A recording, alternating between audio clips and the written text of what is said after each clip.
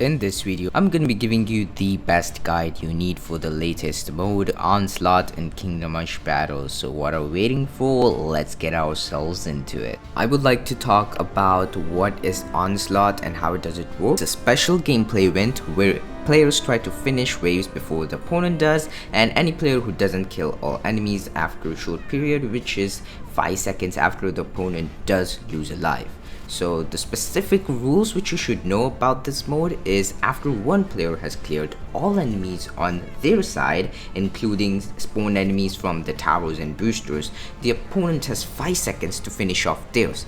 If they don't, they lose a life and the wave ends. In total, both of the player gets 3 health, and whoever loses 3 health first loses the match. And also win through just the normal way, which is by leaking health by enemies passing through your end node. Card levels are capped at 5, which is great to avoid pay to win situation. Players from different arenas can match in this mode, hence this has a level cap. So there will be times where you may just face someone like me in the game, where you just might have started. I'll do my best to destroy you. Just kidding, maybe not. The event has exclusive stages from forest and mountain terrains. Each day, a random stage is picked. All Onslaught matches on that day will be played on that specific selected stage. So you can have a good idea of what map it is and use your deck according to that. Boosters and tower skills that spawn creeps have limited time after the regular wave ends before they stop spawning. So this is good. So that is good to avoid some very bad situations to be in. Now let's talk about how you can participate in events. Like other limited gameplay events, for now there's only one. While the event is active in Event tab, player may look for Onslaught matches by spending event tickets. How you can get event tickets? Well, you can get event tickets from Battle Chest, Daily Quest, Trophy Road, and Weekly Quest so far. But you can unlock this mode only after Arena 4, so you will have to reach that first, and then only you will be able to unlock Summon Rifts and all of this. And if you are interested to know more about Summon Rift, go and check out the video I have created on it. But moreover than that, what rewards you can obtain from Onslaught?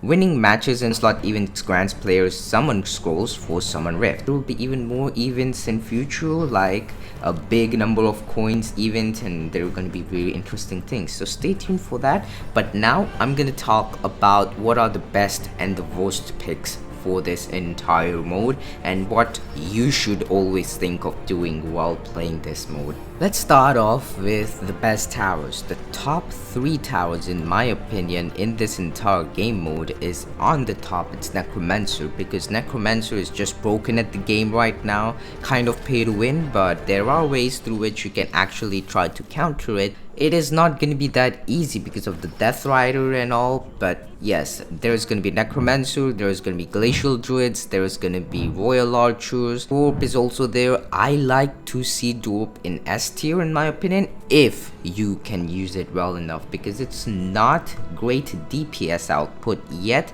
You can slow down the enemies, but you should know where to place these cards, because slowing down enemies can mean that you may just lose HP just in the first wave or second wave, just because the enemies didn't make it to the part where there were many towers. Just know that placement of towers like Dorp, Glacial Druid will matter a lot. So rather, I would prefer to use artillery form in order to stun other players' tower and just get the best artillery output. In terms of a ranger or in terms of an archer tower, I would use Royal Archers and Hunter Outposts the most. Rangers hide out, but I'm not a big fan of them because they are kind of outclassed by other ones. Any tower, for an example Tesla, there is Musketeers, those aren't going to be the best picks because they're too slow. Some good mage tower will be of course Necromancer, but you can also consider yourself using Archmage more, because Archmage is really good, at least in this mode, because it has great DPS. You can use it in the back and even do a reverse Uno pull on your opponent. Use it wisely, as it's not that easy to pull it off. Barracks are going to be very much needed too in order to stall enemies at right position. I usually use barbarians and archery scouts so I can have an air damage and physical damage on the ground. The worst towers to use in my opinion would be something like Battle Mecha, Sorceros, Tesla, anything which is expensive or not that great in the meta at the moment.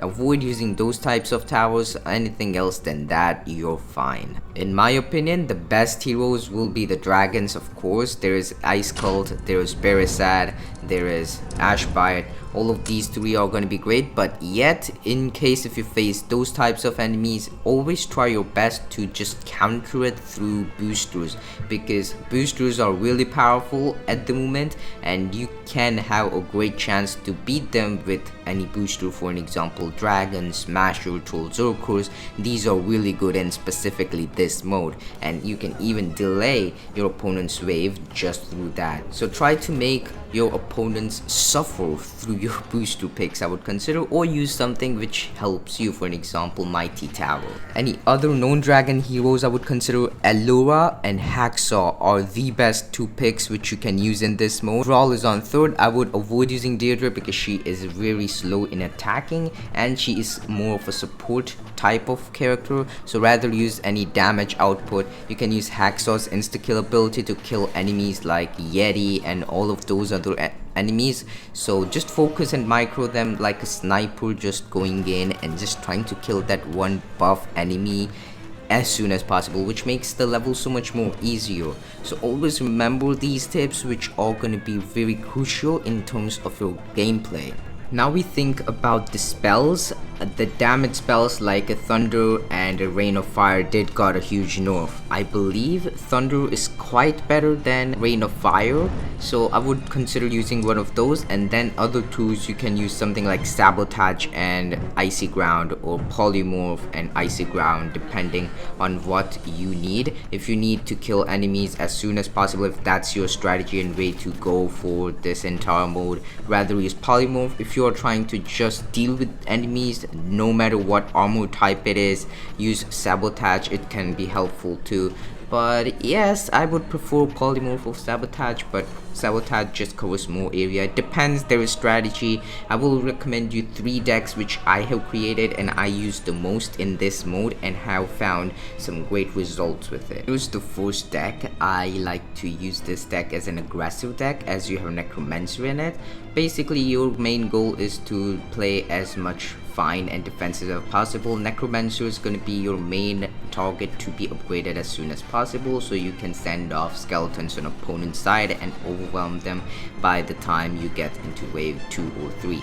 Royal Archers and Artillery is just there for damage output purposes only, to take care of a group of enemies and so on. You also have Polymorph for balancing out everything. Next, here we have a Allura deck. This deck is very interesting as it starts off slow, but it's really good after wave 2. So by the time it's wave 2, you will have to sweat quite a lot. Your main goal is to defeat enemies as soon as possible, and once you have Archmage on a certain level, now you can just reverse Uno your opponents with this. Now as third deck, I would recommend you to build it by yourself, as I know players won't have all of the cards unlocked just right off the bat.